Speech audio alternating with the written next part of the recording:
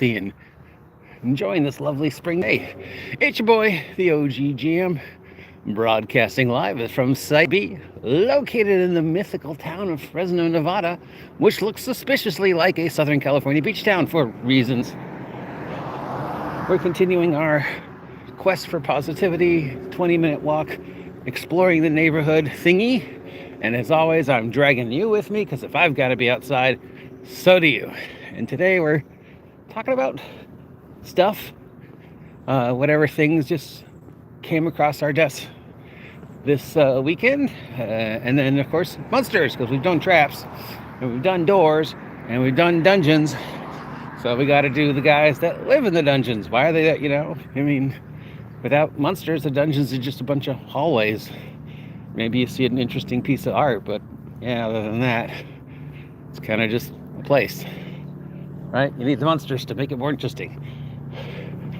So first, mail call, I guess. Why don't you see me playing more games or on people's streams? Wouldn't that be a great way to push my game and stuff like that? Well, unfortunately, my brain and constitution is not what it used to be. And since I usually start my day around 3, and up to 4 or 5 o'clock in the afternoon, between working on my projects and communicating with other people and dealing with various real life issues, by the time 5 rolls around, I really can't do computer anymore, and I need to unplug. And unfortunately, that's usually the time that everybody else starts their YouTube days. So when I'm winding down, that's when everybody else is like, hey, you want to come game? Hey, you want to come on my stream? Whatever. And I'm like, dude, I just spent, 3 a.m. to 5 p.m. in front of the computer. I've got a, migraine. I'm lightheaded. I need to be away from the computer for a couple hours. So sadly, to my detriment, that means that's why you don't see me much playing or running. Even running from 1 to 4 on Saturdays is hard for me. I usually either end that or start that with a migraine. So unfortunately, as it gets harder and harder for me to compound it's less and less chances of me being able to be on things, which sucks because I got invited to a game recently. But I just looked at my schedule and I looked at my life and I looked at where I was, and I was like, yeah, I don't think I could contribute to that game the way they would need me to. So it sucks, but that is who I am. So yeah. So there's one. Next mail call. D&D killer. What are people playing? We're doing that again? Really? We just did that. We just did what are people playing or not playing. What's the D&D killer? Is the end of D&D. Why? I feel like I just had this. It's not even like a month into New Year's, and we're already like, I don't have anything else relevant to say. So, what's gonna kill D&D? All right, let's just make it clear. Going on 52 years of the hobby, nothing is going to kill D&D. It will always be out there, just like the Greek myths or Star Wars or Batman or anything else that is so ingrained in pop culture. Even if Wizards of the Coast stopped making D20 role-playing tomorrow, D&D is still going to exist for ages. It is, okay? I'm sorry, it is. You don't have to play it, you don't have to run it, you don't have to like it, but that is the blanket envelope that the rest of the hobby is falling under, for better or for worse, and that's just it's nothing's gonna kill D&D. Stop it.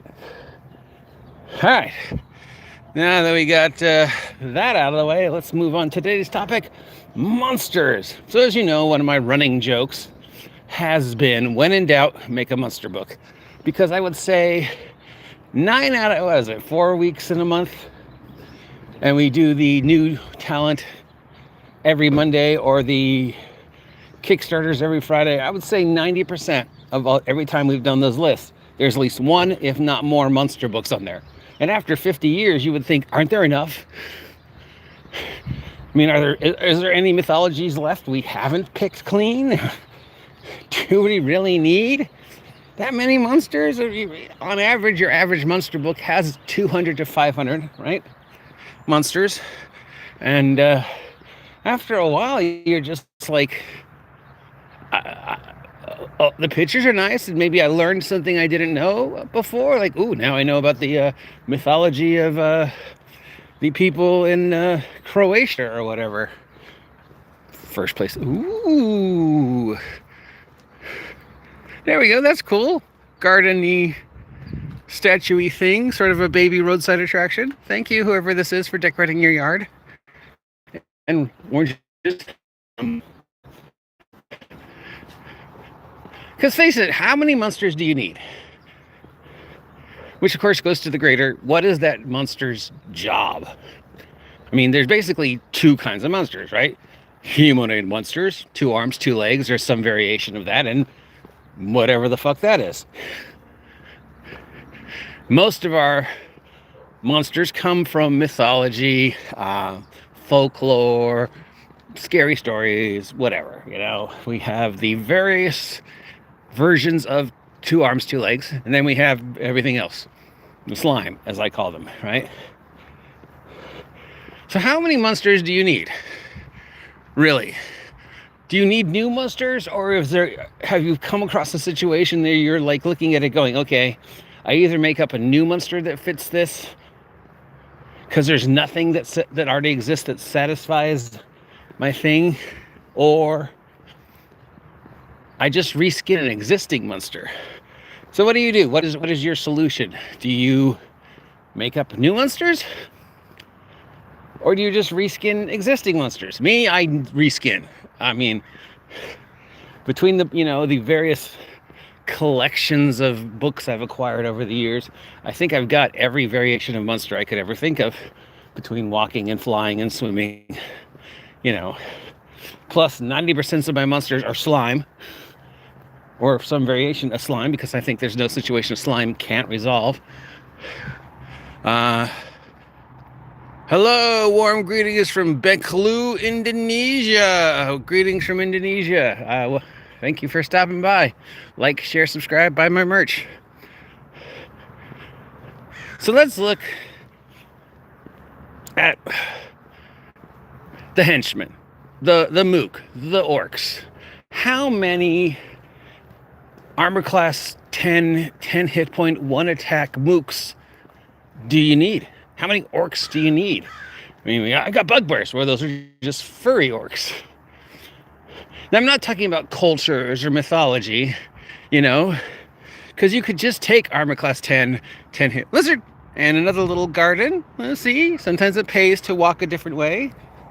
Once you have the base of difficulty for the monsters of wherever they are, it can look like whatever you want, right? That's when we get into the folklore, the legends, and the story of the area, and what's adapted to the area, and the biology. And that's before even considering things like magic, where some wackadoodle squishes a lion on top of a snake and an eagle to get a chimera, because he thought that was a good idea. How many orcs do we need? How many variations of skeletons do I need? How many mooks do I need? Do I need to invent a new mook? Mook is another term for goon, henchman, whatever you want to call them. Just the faceless minions that serve the bad guys, The red shirts. How many red shirts do I need? If I'm just fulfilling what fits the environment, what fits the culture, I can just reskin something I already have, right? Like I said, armor class 10 hit points, 1 attack, 2 arms, 2 legs. I can, pretty much fill the void with anything. And then I just come up with a new look. I don't have to make a new monster. I just reskin orcs. I reskin my mooks to fit what's ever going on. Do I need another book of 200 monsters when 80% of them will be things we've already seen? And look, if I really wanted to learn the specific mythology and folklore of a specific culture or specific time period, tabletop role playing would probably not be my first go-to. Right? If I really wanted to learn about the folklore and mythology and stories of Croatia, I don't know why I picked Croatia, I'd look that up, right? And sure, some of those monsters are really cool and really interesting, but those are effects. You know, the vampire that detaches its head from its body, that's an effect. The stats of that thing are, vampire. The effect is it can get its head flies off from its body and goes out and eats things, which is just, what were you on that you came up with that? So as much as we want to support the people who make the 200 new monster books, you're also like, do I need? Oh, we got another one. Someone say monsters and hi. Do I need 200 new monsters, or do I have every monster I'm ever going to need, as long as I allow myself that all I have to do is reskin? I don't need to make a brand new monster because the scenario is in the ice. I just look at the monsters I have and Star Trek original generation them, right? Just put him on a mask. It's a brand new monster. What's the difference between that alien race and that alien race? Well, that one's green and that one's blue. Oh, okay. Okay, that's how we know that there are different alien races. Yeah. A nose piece, and they're Klingons or whatever.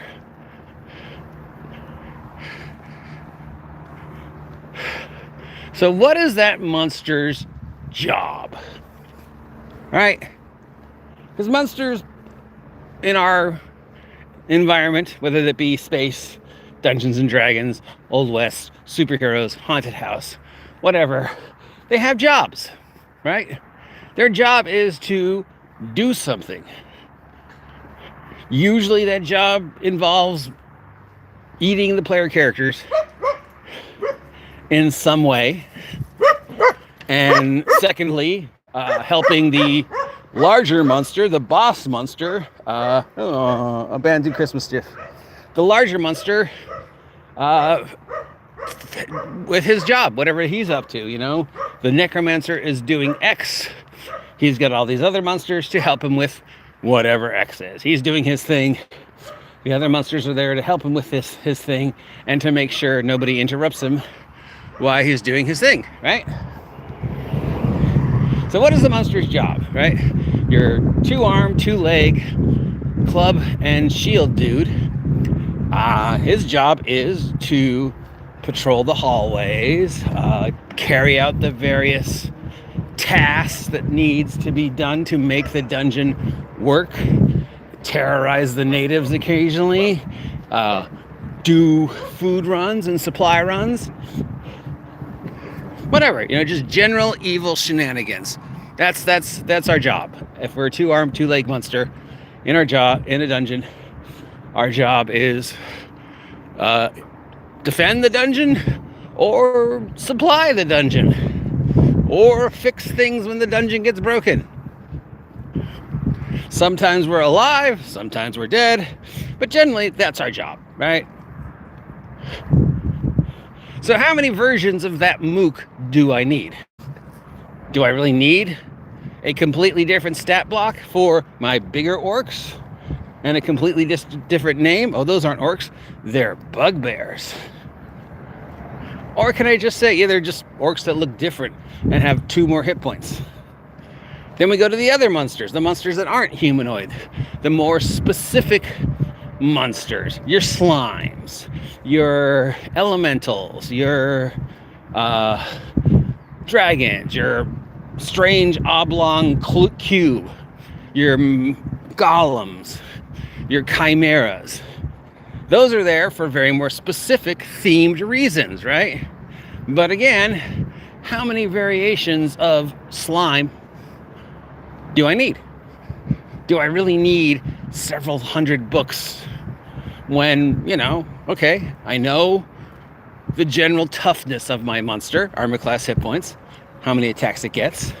I know where I'm putting it in the room, in the ice level, and I kind of know why it's there. Well, I mean, it's a dungeon. We don't really need to know why they're there. We just kind of like to. Because I am mining the ice crystals in the ice area to help power whatever my bad guy's doing, right? Why is there an ice level in the dungeon? I don't know. It's a dungeon. I don't have to explain it. There's a rip between Earth and the elemental plane of water/ice, and the necromancer is taking advantage of that rip to mine the ice crystals because he wants to use cold instead of the usual go-to fire. Well, why does he want to use cold instead of fire? Where every other bad guy goes to fire. Well, maybe he's realized that fire destroys stuff. Every time I fireball a room, it's really hard to search the room afterwards because all the stuff went up in flames. Ice, on the other hand, so that's why. Or maybe he's figured out that whatever, there's a reason. It can be a really good reason or a really dumb reason. It's D&D. There's an ice level. I kind of like the idea that he's using it to get, our bad guy's using to get ice crystals to power his whatever. So feel free to use that idea. So I know I need an ice monster. I need natives of the ice plane. And they're probably not going to look human because they've evolved differently, so they're going to be slime. They're going to be globs. What do these globs do? What kind of shape would something that has lived in ice all its life and adapted to survive ice, how would adventurers perceive that? What's its job? There's our friend. Well, my job is just kind of to protect the ice level and just sort of, I don't know, whatever motivates an ice monster that suddenly finds itself trapped in. Probably it's just angry and hungry, right? And it's just going to attack anything that enters there, both good and bad. But it's probably not going to look like an orc. Maybe it'll look like a snowman or a lava man. Maybe it won't look humanoid at all. We don't know what the biology of the ice plane is. We just know we need a monster. And once we know we need the monster, once we know how tough we want the monster to be, balance, what's that? They walk in there, they face whatever they face. Who cares if they're first level and they walked up to a 10 hit die monster? Could be worse, right? So now I know environment and what is my monster's job. And then I can just look through the stats of the monsters I already have and either find one, Fair Garden, that fits the bill, or reskin something that already exists. Then maybe after that, if you can't find anything that fits the bill, then maybe you start thinking, maybe I need to make a new monster. Something that doesn't already exist in the books. Nothing fits the recipe that I want to fit. Well, hey, there's 2,000 other books out there that people have made about monsters from various religions, cultures, time periods, parts of the world, science fiction, fantasy, horror, kaiju, whatever. Those books are out there. And here's one that tells me the entire folklore, mythology, and various monsters of Croatia. See? I was getting to make the Croatia thing sense. Well, my ice plane is kind of like that part of the world, right? Very cold, very older cultures, very what do people do when they're in the cold and they have a lot of free time? They build things. They build amazing looking buildings and statues and whatever else. I don't know enough about Croatia, but I know it's not the United States. So their mythology will be different. Their cultures will be different. Their religion's going to be different. How they do art is going to be different. I can look through that book now and go, nothing I came up with fits the bill. But here's this Croatian mythology folklore monster. This, I don't know. What do they have in Croatia? Deer? Reindeer? I don't know. ice monster. There's this Krampus. This. Yes. We're being scolded by a hawk. Okay, so now I found something specific. That's the only time, right? Otherwise, just cycle back to the beginning of the stupid topic.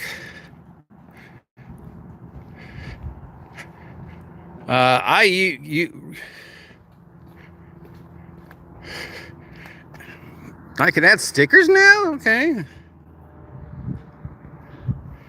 I use random tables to make new monsters. So do I. If it's a situation that requires a new monster, you know. The two questions I always ask, why and what? What is that monster's job? Why is it there? What is it about this specific location that is specific to that monster? But to get to Flint Fireforge's content, and of course the idea that the deeper you get in the dungeon, the farther you get in the fantasy forest, the weirder stuff gets. And because we are playing weird, whether it be space, whatever, after a while you are going to run into weird looking things, you know, half zebra, half gorilla, half snake, half washing machine, half ice cream cone, which sounds like the latest Pokemon, right? Oh, he's collectible because it's a washing machine. They put 2 arms and 2 legs on a washing machine. They're calling it a new Pokemon. No, it's not. Yeah, okay.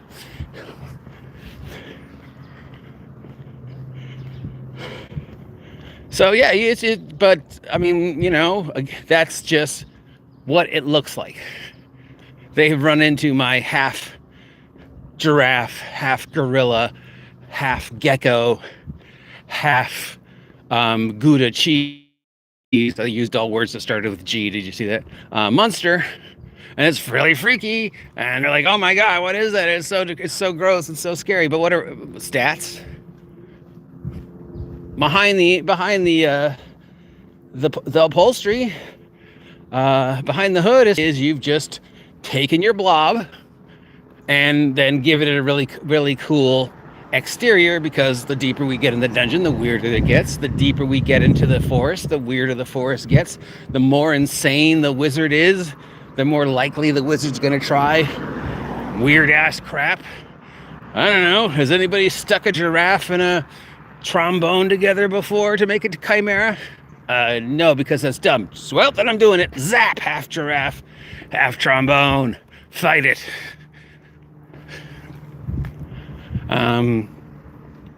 So yeah, but we're not talking about that. We're talking about the engine under the hood. Do you need a new engine, or does the existing engines work and you just reskin it?